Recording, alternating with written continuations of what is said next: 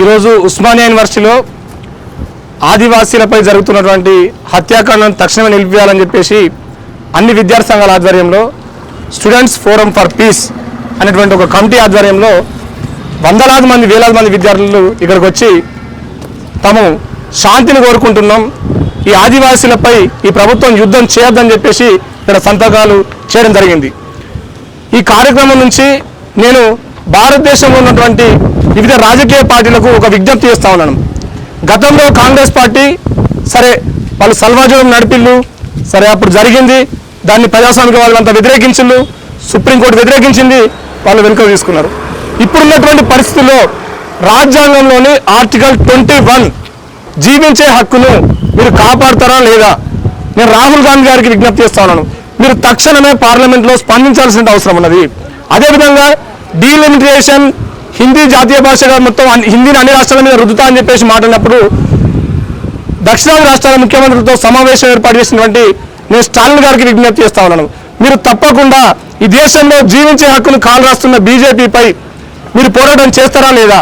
ఈ మధ్య భారతంలో ఉన్నటువంటి ఆదివాసీ హక్కులను కాపాడుకోవడంలో మీ పార్టీ మీ కార్యకర్తలు మీ ఎంపీలు పార్లమెంట్లో గలమెత్తారా లేదనేటువంటి విషయాన్ని ఈ సందర్భంగా అడుగుతా ఉన్నాను. అదేవిధంగా లాలూ ప్రసాద్ యాదవ్ గోహత్యలను మాట్లాడినప్పుడు మీ బక్క చిక్కిన గోలను ఆర్ఎస్ఎస్ వాళ్ళ ఇంటి ముందు కట్టేయని చెప్పేసి మాట్లాడాడు.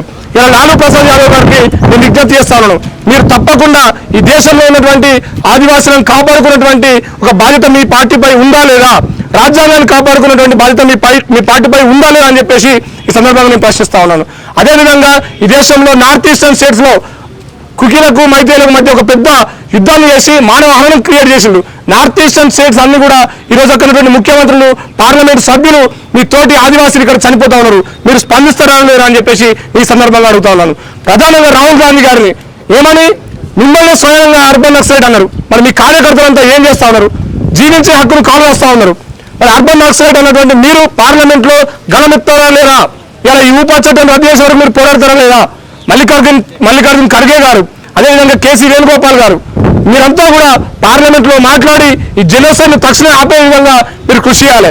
ఎందుకు చెప్తాను అంటే మేము ఇక్కడ కగారాన్ని ఎట్లా అర్థం చేసుకోవాలనేటువంటి విషయాన్ని తెలియజేయడంలో భాగంగా కగార్ అంటే ఇలా ఆదివాసీల మీద మావోయిస్టుల మీద జరిగేటువంటి దాడి కాదు, ప్రశ్నించే ప్రతి ఒక్కరి మీద జరిగే దాడి.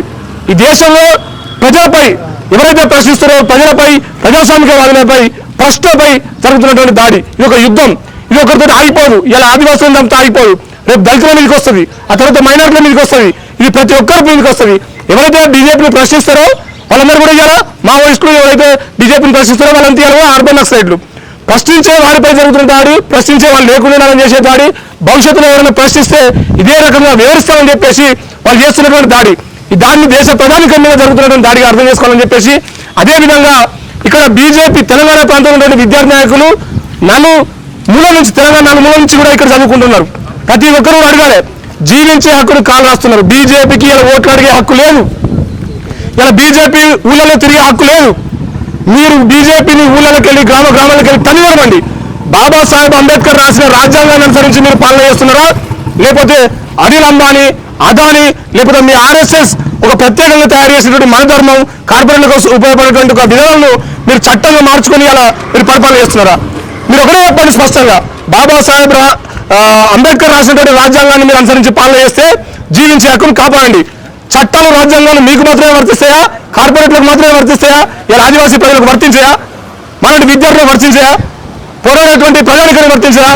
ప్రశ్నించే వాళ్ళపై దాడులు చేస్తే దేశ ప్రజానికం ఏకమై బీజేపీ పార్టీని తీసుకుపోయి చెత్తబుట్టలు వేయాలని చెప్పేసి ఈ సందర్భంగా విజ్ఞప్తి చేస్తా ఉన్నాను.